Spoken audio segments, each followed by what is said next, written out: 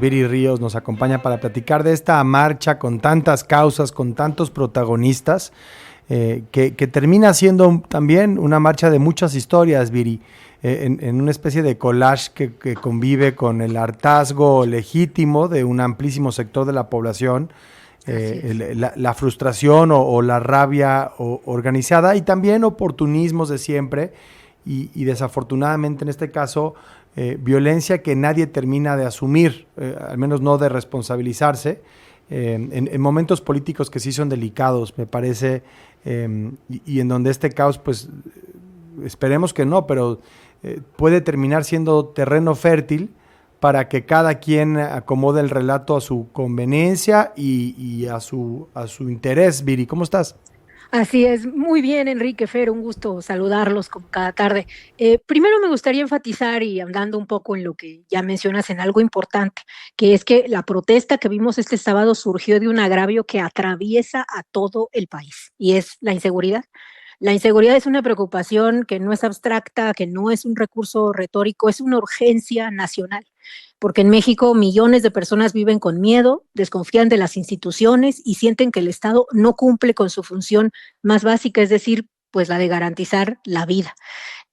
Ahora bien, dicho esto, y bueno, enfatizando que esa exigencia, la exigencia de la marcha, la exigencia de reclamar un país en donde no te maten, donde no te desaparezcan, donde la justicia existe, es una exigencia completamente legítima y urgente. Dicho eso, hay dos cosas que sí llaman mi atención mucho sobre la marcha. La primera es que, como ya mencionabas, Enrique, también Fer, es que esta marcha me parece que marca un antes y un después en la oposición de Morena. Las grandes movilizaciones anteriores de las oposiciones a Morena, estoy pensando en la marcha contra la constelación del Naim, la de Frena, la del INE no se toca, el Plan B, la Marea Rosa, la defensa del Poder Judicial, en fin, todas estas marchas fueron grandes, fueron estridentes, fueron polémicas, pero no fueron violentas. Nunca en una protesta de esta familia, digamos, se habían visto motosierras, martillos, grupos amenazando a los policías. Y me parece que este es un quiebre que no es menor, porque por primera vez estas protestas recurren a pues, símbolos y prácticas que rompen con su tradición pacifista, que me parece que era algo muy loable de este tipo de marchas. Otro segundo tema que llama mi atención es la convocatoria, particularmente quién convocó.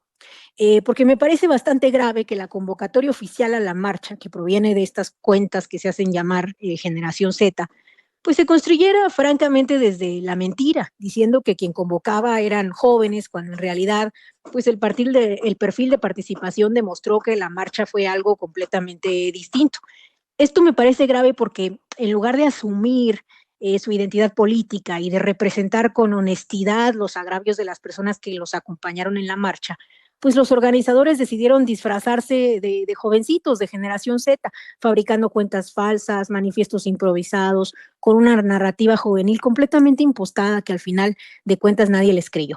Difundieron, por ejemplo, videos generados con inteligencia artificial en los que supuestos encapuchados llamaban a derrocar al gobierno, pretendieron crear perfiles con la estética de One Piece, en fin, una serie, digamos, de inventos, ¿no? Para asociarse a los movimientos estudiantiles, pero pues que resultaron no tener estudiantes.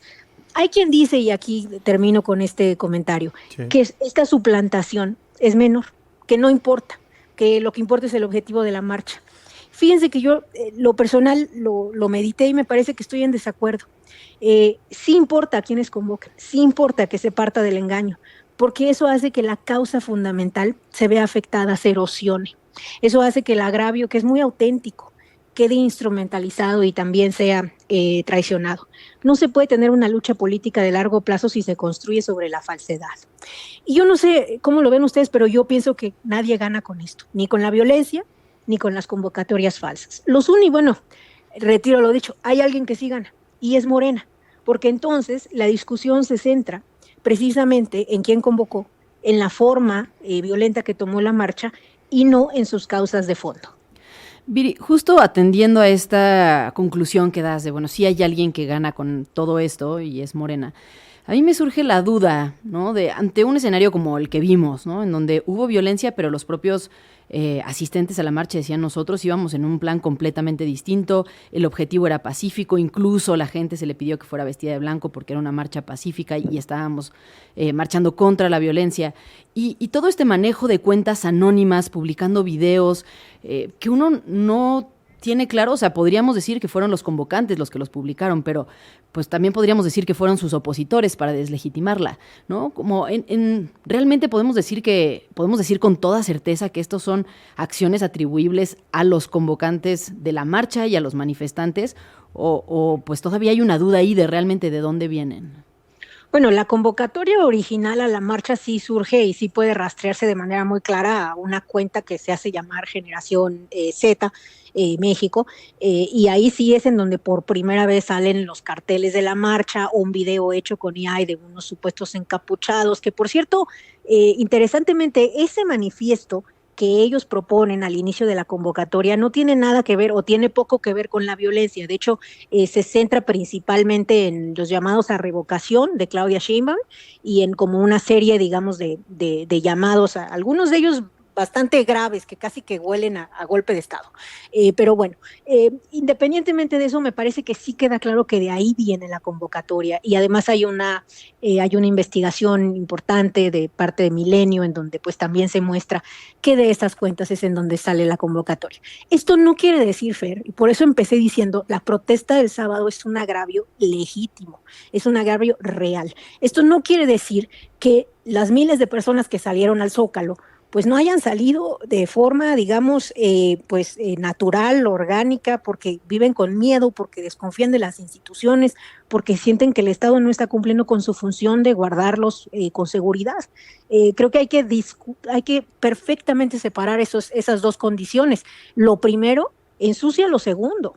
Y yo creo que las personas que más agraviadas se deben sentir con lo primero, pues son las personas que participaron precisamente en esta marcha, porque al final del día terminaron siendo instrumentalizados por unos convocantes que honestamente ni siquiera parecían tan interesados en el tema de la violencia y más parecían interesados en un tema adelantado de revocación de mandato que bueno, sabemos que vendrá pronto en la arena política nacional. Pues sí, y sobre todo, ¿no? En un país en donde la calle es escenario, pero también termómetro, la obligación de mirar más allá del ruido y de tratar de responder estas preguntas a veces incómodas también que nos deja a todos los hechos ocurridos el sábado para pues, tratar de entender su verdadero significado y por eso te agradecemos estos minutos en tiempo real, querida Viri. Muchas gracias. Al contrario, Enrique, Fer, un gran abrazo. Un abrazo. Viridiana Ríos con esta reflexión sobre lo ocurrido el martes en la marcha. Vamos.